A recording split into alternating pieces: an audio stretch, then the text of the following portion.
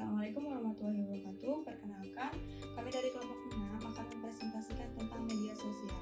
Di sini kami akan membahas tentang definisi media sosial, perkembangan media sosial, jenis-jenis media sosial, kelebihan dan kekurangan media sosial, dan kesimpulan. Sebelumnya perkenalkan, saya Latika Mairo akan menjelaskan tentang definisi media sosial.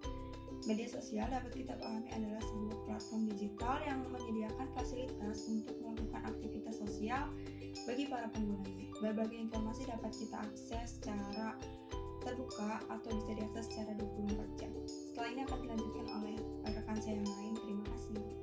Baiklah, saya Nisa Destarendi selanjutnya akan menjelaskan tentang perkembangan media sosial. Dikutip dari laman Merivale Edu, pada tahun 1978 awal dari penemuan sistem papan buletin yang memungkinkan untuk dapat berhubungan dengan orang lain menggunakan surat elektronik ataupun mengunggah dan mengunduh perangkat lunak. Semua ini dilakukan masih dengan menggunakan saluran telepon yang terhubung dengan modem. Pada tahun 1995, kelahiran dari situs GeoCities. Situs ini melayani web hosting, yaitu layanan penyewaan penyimpanan data-data website agar halaman website tersebut bisa diakses dari mana saja, dan kemunculan GeoCities ini akan menjadi tonggak dari berdirinya website-website lain.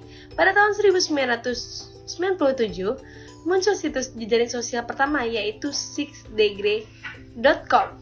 Lalu pada tahun 1999 muncul situs untuk membuat blog pribadi yaitu Blogger. Situs ini menawarkan penggunanya untuk membuat halaman situsnya sendiri, sehingga pengguna dari Blogger ini bisa membuat hal tentang apapun, termasuk hal pribadi ataupun untuk mengkritis pemerintah, sehingga bisa dikatakan Blogger ini menjadi tonggak berkembangnya sebuah media sosial. Assalamualaikum warahmatullahi wabarakatuh. Saya Fayat. Saya akan melanjutkan tentang perkembangan media sosial. Pada tahun 2002, berdirilah Friendster, situs jaring sosial yang pada saat itu menjadi booming dan keberadaan sebuah media sosial menjadi fenomenal. Lalu di tahun 2003 berdirilah LinkedIn ID. LinkedIn ID tak hanya menggunakan untuk bersosial, LinkedIn ID juga berguna untuk cari pekerjaan, sehingga fungsi dari sebuah media sosial semakin berkembang. Di tahun yang sama, 2003, berdirinya MySpace. MySpace itu menawarkan kemudahan dalam menggunakannya, sehingga MySpace dikatakan situs jaring sosial yang user friendly.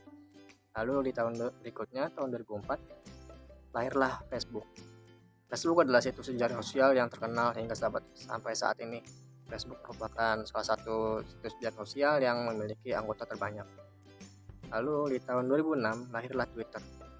Twitter adalah situs jaring sosial yang berbeda dengan yang lainnya karena pengguna dari Twitter ini hanya bisa mengupdate status atau yang bernama tweet.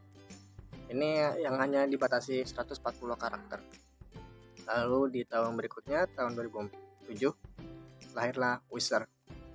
Wizard adalah situs jaring sosial pertama sekali diluncurkan di pertepatan pada tanggal 22 April 2007. Itu adalah hari peringatan Hari Bumi.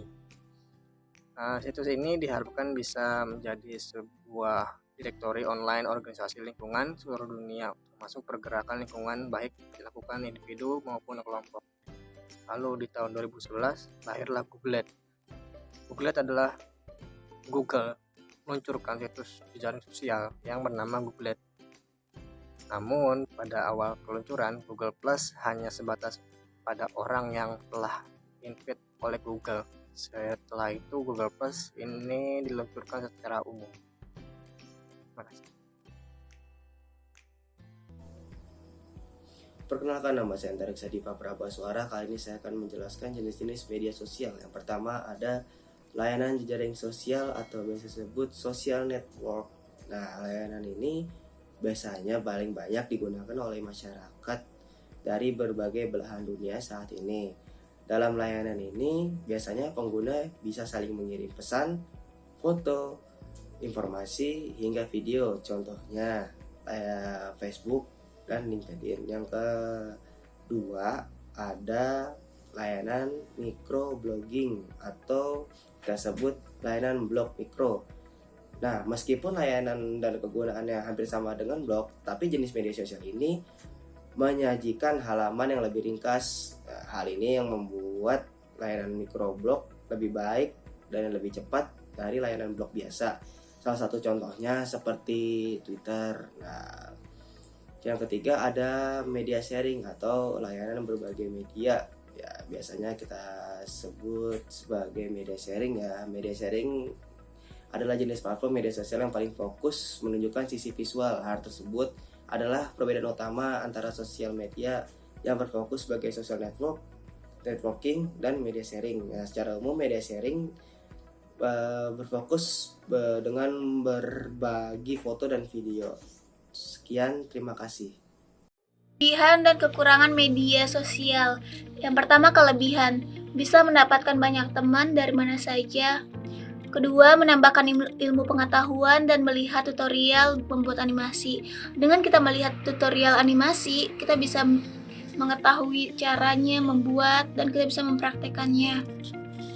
Yang ketiga, media kreativitas. Media dan keempat, media pendidikan. Yang kelima, memiliki jangkauan yang sangat luas. Berikut kekurangan media sosial. Banyaknya akun palsu yang mengaku dirinya artis dan terkadang dijadikan salah satu objek perusak nama baik orang. Yang kedua, menyebabkan efek kecanduan. Banyaknya situs yang tidak pantas seperti pornografi dan lain-lainnya. Kesimpulan, media sosial dapat dipahami sebagai suatu platform digital yang menyediakan fasilitas untuk melakukan aktivitas sosial bagi setiap penggunanya. Berbagai informasi dalam konten yang dibagikan tersebut dapat terbuka untuk semua pengguna selama 24 jam penuh. Perkembangan media sosial sangat pesat dari masa ke masa. Hingga kini berbagai macam media sosial telah hadir di masyarakat. Di balik itu, media sosial juga pasti punya kelebihan dan kekurangannya masing-masing. Maka dari itu, bijak dalam bermedia sosial agar tidak merugikan diri sendiri maupun orang lain.